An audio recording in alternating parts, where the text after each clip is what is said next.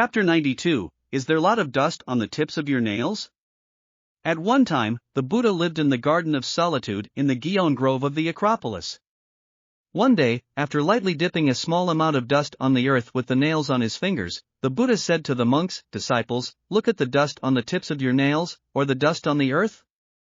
The monks replied, "Sure, Venerable, there is more dust on the earth, and there is less dust on the tip of your fingernails, and the dust on the tips of your fingernails is really not as good as 1%, 1,000th, 100,000th of the dust of the earth.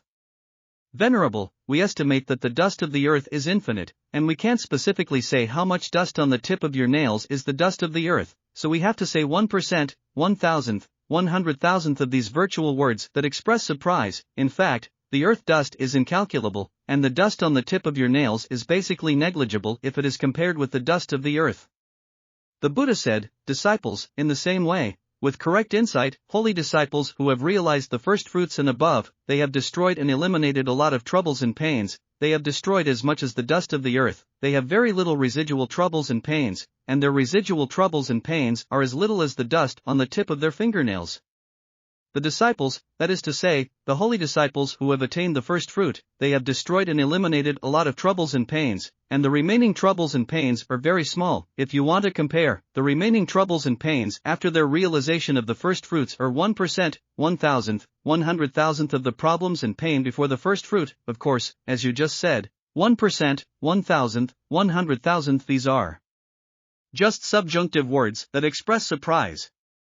In fact, the remaining troubles and pains after their realization of the first fruits are basically negligible compared to the worries and sufferings they had before the first fruits of enlightenment.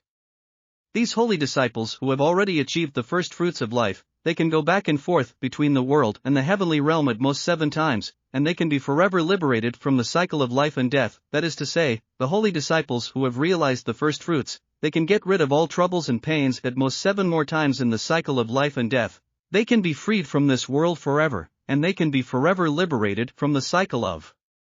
life and death. Disciples, with correct insights, can obtain such great meritorious benefits by attaining the first fruits of enlightenment, and if they understand the Dhamma as mentioned here, they can obtain such great meritorious benefits. After the Buddha's teachings, the monks who listened to the teachings all paid homage to the Buddha again, praising the immeasurable merits of the Buddha's teachings, and they all practiced according to the Buddha's teachings.